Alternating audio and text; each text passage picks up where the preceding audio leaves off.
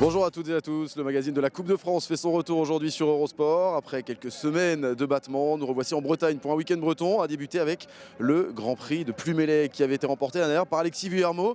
Alexis, comment ça va? On sait que vous êtes tombé sur l'Amstel récemment, vous n'avez pas couru depuis. Comment sont les jambes aujourd'hui? Effectivement, je suis ici en reprise après 15 jours de stage en altitude avec l'équipe AG2R La Mondiale. Donc ça va être un test grandeur nature pour confirmer ou pas le travail qui a été fait depuis la chute de l'Amstel. J'espère être en bonne condition. L'équipe ici vient avec de grosses ambitions, donc on va voir ça en course tout à l'heure. Une belle équipe, vous l'avez dit, avec Christophe Riblon, avec Pierre Latour qui est là également, Alexis Goujard est présent, Cyril Gauthier, le local. Ça fait du beau monde. Oui, effectivement, on a un très gros collectif. On a vraiment l'équipe pour aujourd'hui essayer de tenir la course. Avec Sam, on va être présents les deux dans le final pour essayer d'aller gagner la course. C'est vrai qu'on est là pour ça, il ne faut pas se mentir. Donc on verra ça tout à l'heure. Puis il y a le Tour de Belgique qui se court également en ce moment, ce qui explique l'absence de Baptiste Plancart, le leader de la Coupe de France. Bonjour Sam, ça aussi c'est intéressant l'absence de Baptiste Plancart parce qu'il y a des points à prendre pour le classement général. Oui évidemment, c'est une belle aubaine, d'autant plus qu'il a beaucoup de points d'avance. Il a fait une très belle entame de Coupe de France et voilà, ici à Plumelec avec toujours un nombre public et un site d'arrivée qui est magnifique. Donc avec toute l'équipe AG2R La Mondiale, on a vraiment de grosses ambitions aujourd'hui, on veut gagner. Un dernier petit mot, Sam, on va se dire la vérité, le classement général de la Coupe de France, c'est devenu un objectif, vous le regardez ce classement? Oui, je le regarde, vu le contexte d'aujourd'hui avec l'absence de Baptiste Plancart aujourd'hui et demain, parce qu'il y a aussi les boucles de l'Aune. Donc la possibilité de marquer des points sur des épreuves qui me conviennent et de faire un rapproché au classement général. Donc on va vraiment s'appliquer et je me suis vraiment concentré toute la semaine pour cet objectif. Merci beaucoup. Messieurs, on va vous souhaiter une bonne course. Il y a d'autres favoris, évidemment, d'autres garçons qui sont motivés pour aller jouer la gagne aujourd'hui. On va aller les voir. Du beau monde du côté de la formation AG2R La Mondiale, mais aussi dans les rangs de la FDJ. Parmi eux, Kenny Elissonde, vainqueur, on s'en souvient, à l'Angliru sur la Vuelta. On retrouve également Kevin Reza, Cédric Pinault, Laurent Pichon, mais aussi Arthur Vichot. J'ai fait une petite coupure, un peu la coupure classique après les classiques ardennaises pour moi, et puis en vue des prochaines échéances en juillet et en juin. Donc là, voilà, c'est la reprise, mais on a bien roulé. On était en stage la semaine dernière avec l'équipe à la montagne et voilà, j'espère que les gens vont être au rendez-vous aujourd'hui. Ici, c'est une très belle course avec du monde au bord des routes. Il y a beaucoup de ferveur populaire, il y a un beau palmarès aussi. Donc c'est une course qui mérite d'être respectée et il faudra tout donner parce que voilà, on a besoin aussi de victoire, hein, moi aussi, tout le monde. Donc voilà, faudra faire le maximum. A noter la présence aujourd'hui d'une sélection de coureurs français. On y retrouve les jeunes Nance Peters, futurs coureurs de l'équipe AG2R La Mondiale, Valentin Madouas ou encore Justin Mauthier, des coureurs que l'on devrait voir tout au long de la journée et qui essaieront de se montrer. Elle aussi compte beaucoup de jeunes coureurs dans ses rangs, la formation Direct Énergie. Avec Lilian Calmejane, Guillaume Thévenot ou encore Fabien Grillier, Brian Coquard pourra compter sur des soutiens importants dans le final. Lui qui avait brillé ici l'an dernier et qui passe de mieux en mieux les difficultés. C'est une bosse que j'avais du mal à passer auparavant et d'année en année ça va de mieux en mieux. Je fais 4 l'an passé et du coup j'aime bien cette bosse, je commence à l'apprécier et c'est sûr que voilà, je pense avoir passé un cap supplémentaire et une arrivée en costaud comme ça peut me convenir. Après le seul point d'interrogation c'est ma récup du Tour de Californie, c'est juste ça le point d'interrogation. Ça va être un peu compliqué, on a Romain Guillaumois qui revient de blessure donc voilà, sinon ça fait vraiment que 6 dans le final et si on est obligé de rouler toute la journée ça va être très compliqué. Donc on va essayer de faire au mieux pour s'économiser au maximum et pour pouvoir être dans le final le plus possible présent et pouvoir jouer la victoire. Côté marseillais, on se présente en Bretagne avec des ambitions. Parmi ceux qui devraient briller aujourd'hui, Rémi Di Gregorio évidemment, mais aussi Romain Combo, Quentin Paché, le coureur espagnol d'Elio Fernandez. Sur ces terres, la formation Fortino Vital Concept aura elle aussi à cœur de briller avec un garçon à l'aise sur ces terrains, Pierrick Fedrigo. C'est important pour l'équipe, on a besoin de victoires, on a besoin de résultats, donc c'est la course qui nous convient bien. On est plusieurs coureurs pour essayer de gagner, le potentiel pour pouvoir gagner, donc on va essayer de réaliser une belle course. J'ai fait plusieurs places d'honneur ici et plusieurs fois, j'ai fait 2 fois deuxième, une fois troisième, une fois quatrième, jusqu'à 8e. Donc la course, je la connais bien. J'ai eu plusieurs tactiques de course, mais voilà, je suis toujours tombé malheureusement sur plus fort que moi. Et j'espère que la roue va tourner. Attention du côté des formations étrangères, aujourd'hui à l'équipe espagnole Cara Rural. Dans ses rangs, on retrouve le récent vainqueur du Tour de Turquie, José Gonçalves. Avec lui, les jeunes Hug Carty, Jonathan Lastra, mais aussi Antonio Molina. Le départ de ce Grand Prix Plumelec, c'est dans quelques instants maintenant, dans quelques secondes. Un petit tour sur la ligne de départ avec Luis André Elmaté. C'est de bons souvenirs hein, ici, Cadoudal, Plumelec pour vous. Je me souviens d'une deuxième place derrière Julien Simon il y a 2 ans. Oui, il y a 2 ans, ouais, c'est vrai que c'est une belle place. C'est une course que j'aime bien. Pour tout, pour l'ambiance, pour le public breton, pour les parcours, pour le niveau. Il a aussi un bon plateau. Donc voilà, c'est une course que j'aime bien, une course normalement jolie, dure. Et voilà, cette année, on verra si on peut y être devant. Écoute, si c'est un Cofidis qui gagne, n'importe qui, ça se revient pour tous. Je pense qu'on a les moyens, on a une bonne équipe. Et donc voilà, on verra. Réponse dans un petit peu plus de 180 km. Maintenant, le Grand Prix de Plumelec, c'est parti. C'est parti pour la 10e manche de la Coupe de France PMU. Ils sont 131 sur la ligne de départ au sommet de la côte de Cadoudal. De nombreux grands noms du cyclisme se sont imposés ici. Bernard Hinault avait remporté ici notamment un prologue du Tour de France. C'était en 1985.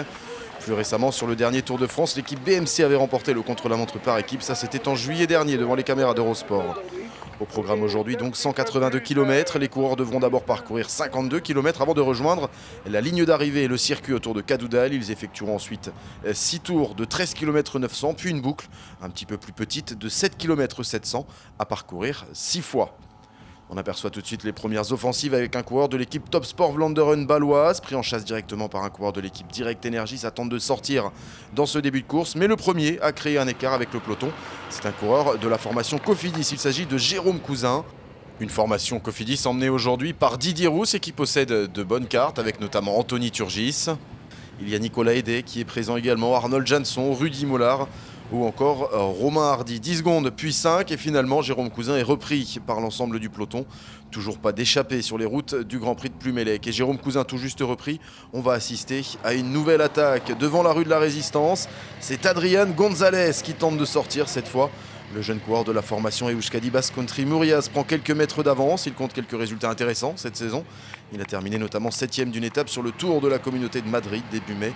Cette formation espagnole possède quelques cartes intéressantes. Elle devrait montrer ses couleurs tout au long de la journée sur les routes bretonnes comme elle en a l'habitude sur les manches de la Coupe de France PMU. Le peloton s'étire, ça accélère à l'avant. On tente de sortir à nouveau dans ce début de course à Plumelec. Et on voit un petit groupe là qui se forme avec un coureur de l'équipe de France notamment. C'est Aurélien Paré-Peintre qui est là pour la sélection française. Il y a un coureur de la FDJ. Il y a Pierre-Luc Perrichon qui est là, un coureur de l'équipe Top Sport Vlaanderen. Il y a Rudy Mollard pour la Cofidis ou encore Gary Coyts Bravo. Mais le groupe est repris. Ça sort à nouveau avec 3 hommes cette fois. Nance Peters pour la formation française. Pierre Gau pour l'équipe HPBTP Aubert 93. Et au milieu, pour la formation d'Amico, c'est l'Albanais Iltian Nika qui est présent.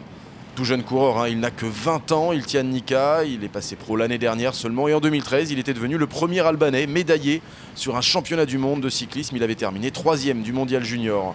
Nance Peters est présent à l'avant, le coureur qui passera pro au sein de la formation AG2R La Mondiale en 2017. Et enfin Pierre Gau donc, quelque peu fatigué après l'enchaînement Dunkerque-Rhône-Alpes-Isère-Tour, lui qui est bien revenu après une opération pour soigner de la tachycardie. Les 3 hommes de tête qui progressent et qui vont se disputer les sprints. Nance Peters, il est fort Nance Peters, mais il est battu ici par Iltian Nika. Pierre Gau qui ne dispute même pas le sprint, entré sur le circuit pour les 3 hommes. Ce sont 2 minutes qui séparent désormais le trio tête du peloton, alors que ce sont les premiers pourcentages qui se présentent face au trio tête. Les premiers pourcentages de la côte de Cadoudal, elle sera à franchir à de nombreuses reprises aujourd'hui, cette ascension, cette difficulté célèbre ici à Plumelec. Le premier passage sur la ligne pour les 3 hommes de tête, l'écart un petit peu plus de 3 minutes désormais avec le peloton. 3 hommes qui s'entendent bien, qui coopèrent, même si on discute un petit peu là entre Pierre Gau et Iltian Nika, certainement à propos des Grands Prix de la montagne pour obtenir le titre de meilleur grimpeur ou alors pour les sprints. Derrière, c'est la formation AG2R La Mondiale qui emmène le peloton, elle qui a beaucoup d'ambition aujourd'hui, on le rappelle, avec Samuel Dumoulin. 2e de la Coupe de France, il peut marquer des points importants aujourd'hui pour essayer de mettre la pression sur Baptiste Plancart. Un petit tour dans le peloton avec Ryan Coquart ici, tout décontracte, le récent vainqueur des 4 jours de Dunkerque, on s'en souvient. La formation Delco Marseille-Provence KTM, bien regroupée autour de Rémi Di Gregorio. On aperçoit également au sein de ce peloton la formation Top Sport Vlaanderen baloise. Il y a l'équipe Cofidis qui est présente également avec Rudy Mollard ici en pleine discussion avec Armindo Fonseca qui avait pris la 3e place ici en 2014 sur ce Grand Prix de Plumelec.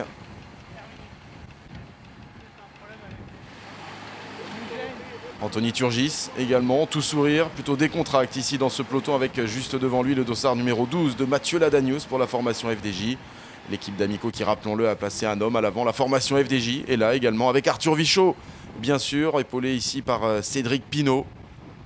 Arthur Vichot, vainqueur du Tour du Haut-Var en début de saison et qui marche bien cette année, qui a laissé les galères derrière lui. La formation AG2R La Mondiale, on en parlait tout à l'heure avec Mika Cherel ici, autour de Samuel Dumoulin. Il y a Christophe Riblon qui est présent, l'ancien vainqueur à l'Alpe d'Huez sur le Tour de France. On a le jeune Pierre Latour également. Tous autour de Samuel Dumoulin, Cyril Gauthier également bien présent. Et puis Kevin Reza pour la formation FDJ, ici à l'image. Ascension de la côte de Cadoudal pour le peloton. Et c'est Alexis Goujard qui fait le rythme. La formation AG2R La Mondiale qui a décidé de prendre les choses en main. Dans sa roue, on retrouve Sébastien Turgot. On voit ensuite Allo Yakin et toute la formation HPPTP Aubert 93 qui, on le rappelle, a placé un homme à l'avant et qui va donc tenter de contrôler. Il y a l'équipe Roubaix-Lille Métropole juste derrière. La formation Top Sport Vlaanderen Baloise également. Des équipes qui se sont faites piéger. Et Alexis Goujard qui fait le rythme à l'avant. On voit que ça étire un petit peu ce peloton quand Alexis Goujard se met à rouler. Ce n'est pas une nouveauté. Il faut s'accrocher derrière pour suivre le rythme du Normand. Pour l'instant, pas de problème, tout le monde est bien là. Et l'écart qui avoisine les 4 minutes désormais au passage sur la ligne pour le peloton. C'est Sébastien Turgot qui emmène ce peloton maintenant.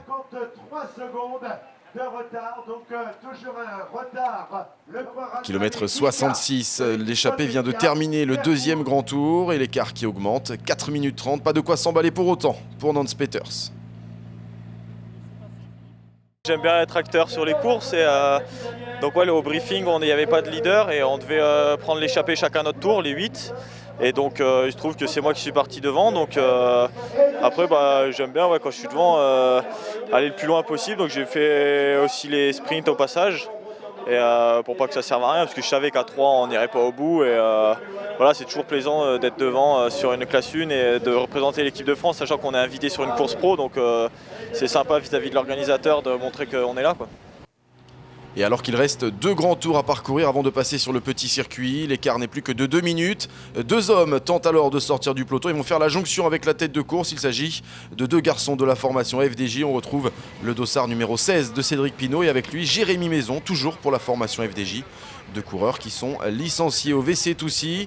Le peloton n'est plus qu'à 2 minutes désormais. Ça se complique pour la tête de course malgré le renfort de la formation FDJ. L'équipe AG2R La Mondiale continue de rouler et derrière c'est l'équipe Direct Energy qui est venue épauler la formation Terre et Ciel. Attention avec cette nouvelle offensive, cette nouvelle accélération pour la formation Fortunéo Vital Concept. On va tenter de dynamiser un petit peu la course dans ces ascensions à répétition de la côte de Cadoudal. Idem pour la formation Top Sport Vlaanderen Baloise qui avait tenté de placer un homme en contre également. Mais regardez, tout le monde va être repris. Jérôme Cousin qui va peut-être essayer de contrer maintenant. Jérôme Cousin, rappelons-le, premier attaquant de la journée, c'est lui qui s'était livré le premier. On va se méfier de cette formation Cofidis avec Rudy Mollard notamment, avec Anthony Turgis, avec Arnold Jansson, des garçons qui peuvent se montrer à leur aise dans cette côte de Cadoudal. Jérôme Cousin qui continue son effort, ça va être compliqué quand même pour le coureur de la formation Cofidis. On rappelle qu'il y a 5 hommes à l'avant, l'écart certes n'est plus que de 2 minutes, mais ça va être difficile à combler. Jérôme Cousin qui se rend compte qu'il ne pourra pas creuser d'écart avec le peloton, qui va se retourner et finalement se relever au passage sur la ligne. Et ce sera un nouveau peloton groupé que l'on va retrouver, toujours avec Jérôme Cousin, la formation Fortunéo Vital Concept, les AG2R La Mondiale, les Direct Energy également bien présents, la formation Cara Rural également qui est en train de se replacer, de remonter l'écart qui continue de diminuer. 2 minutes au passage sur la ligne de Jérôme Cousin, 2 minutes de retard sur ce groupe de tête, rappelons-le, avec Kylian Nika pour la formation d'Amico, le jeune coureur albanais. Il y a Jérémy Maison, il y a Nance Peters, Pierre Gouault et Cédric Pinault. En discussion d'ailleurs les 2 coureurs, celui de la formation FDJ et celui de la formation HPBTP Aubert 93. On s'explique un petit peu parce que Cédric Pinault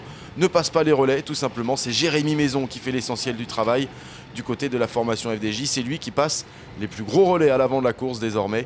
Jérémy Maison qui a couru lui aussi avec les couleurs de la sélection française. Il a remporté notamment l'année dernière une étape sur la Ronde de l'Isard. Il est passé pro cette saison avec la formation FDJ. Ça bouge derrière eux avec un contre qui s'est formé. C'est Franck Bonamour qui est présent pour la formation Fortunéo Vital Concept. On retrouve avec lui Federico Borella pour la formation GM Europa Auvigny. Les 2 coureurs qui comptent 1 minute 30 de retard sur la tête de course. Un peloton lui pointé à 2 minutes 10 de la tête. Et c'est la formation Direct Energy maintenant qui vient placer un homme pour relayer l'équipe AG2R La Mondiale. On rappelle que Brian Coquard a de grandes ambitions aujourd'hui, lui aussi sur ses routes du Grand Prix de Plumelec. Après un début de saison compliqué, Brian Coquard va mieux, beaucoup mieux. Il l'a montré notamment sur les 4 jours de Dunkerque. Et ça coince là dans cette nouvelle ascension de la côte de Cadoudal après beaucoup de travail pour Cédric Pinault. Jérémy Maison est lâché, le jeune coureur de la formation FDJ. Elle laisse donc l'échappée continuer seule, mais pas pour longtemps, puisque toute l'échappée va être revue, sauf un homme qui insiste dans cette nouvelle ascension de la côte de Cadoudal. C'est Nance Peters qui tente de partir seul désormais, qui fausse compagnie à ses compagnons d'échappée. Gros numéro là de Nance Peters, il le disait il y a quelques instants, être en échappée, ça lui plaît, et surtout, il aime travailler à l'avant, il aime être seul à l'avant de la course, il le montre aujourd'hui, le coureur de la sélection française. À 30 km de l'arrivée, il n'y a donc plus personne à l'avant. Nance Peters a été repris, tout comme Milton Nika ou encore Pierre Gouault, Cédric Pinault et Jérémy Maison. C'était l'échappée de la journée. Il n'y a donc plus personne aux avant-postes. La formation AG2R La Mondiale, on la retrouve ici, dans une nouvelle ascension de la côte de Cadoudal. C'est Christophe Riblon qui emmène désormais le peloton. Toujours la formation Direct Energy derrière lui. L'équipe FDJ est présente avec Kevin Reza ici, qui travaillera peut-être aujourd'hui pour Arthur Vichot ou qui va tout simplement tenter d'attaquer maintenant dans cette nouvelle ascension de Cadoudal. Regardez, il est tout de suite pris en chasse par un coureur de la formation AG2R La Mondiale.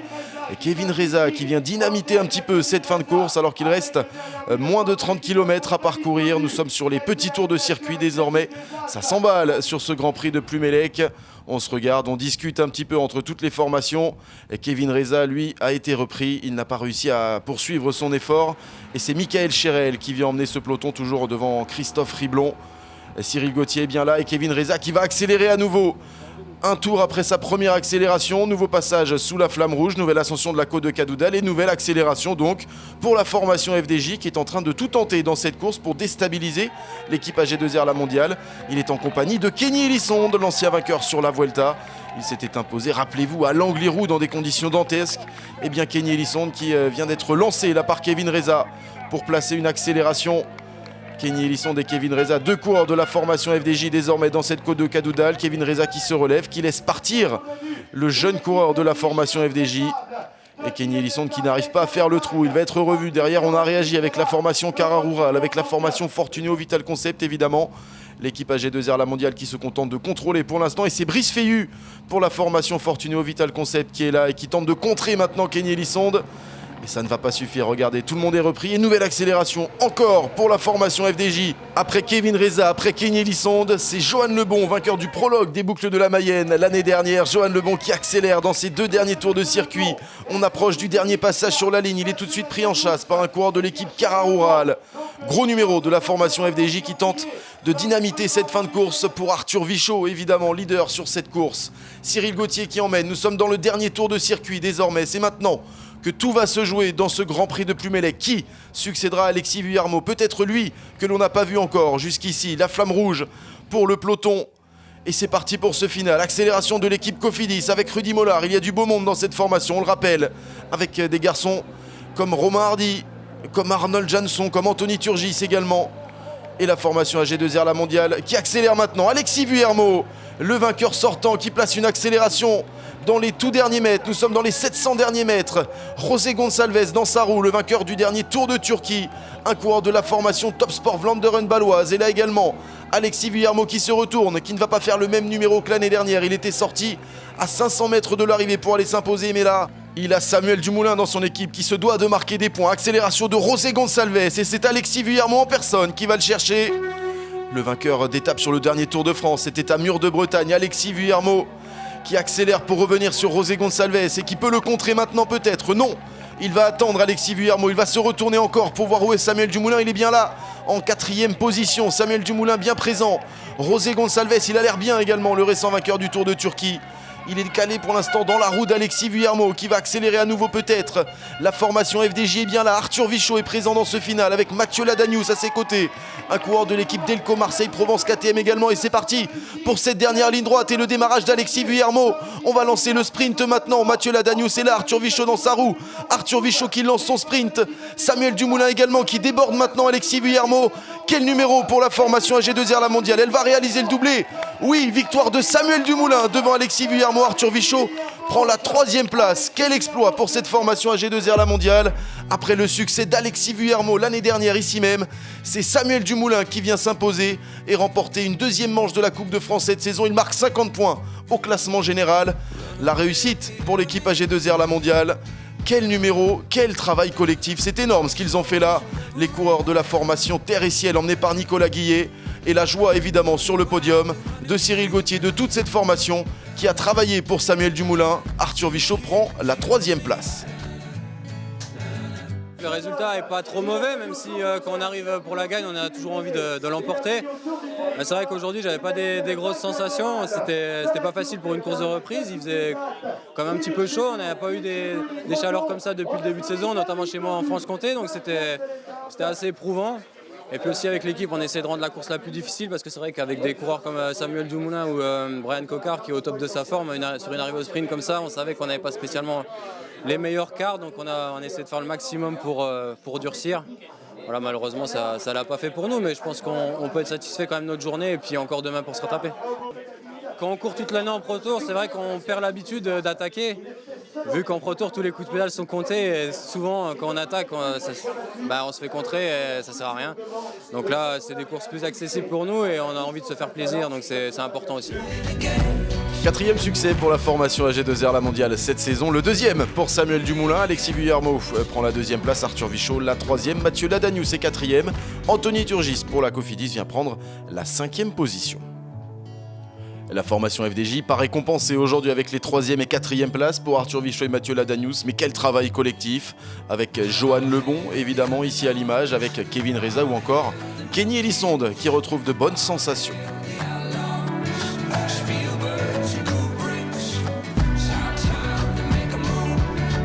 Ça fait du bien au moral après une blessure comme ça de pouvoir reprendre quelques automatismes sur les courses. Donc voilà, ça n'a pas conclu pour moi, mais c'était pour essayer d'enrayer la machine AG2R qui aujourd'hui était très bien réglée.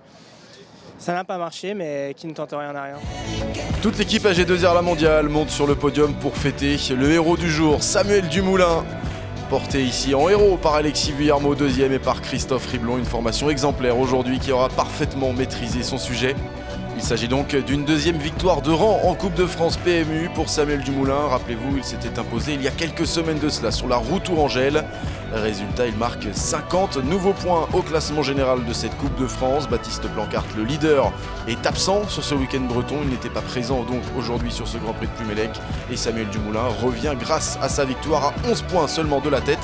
Tout est relancé dans cette Coupe de France PMU 2016.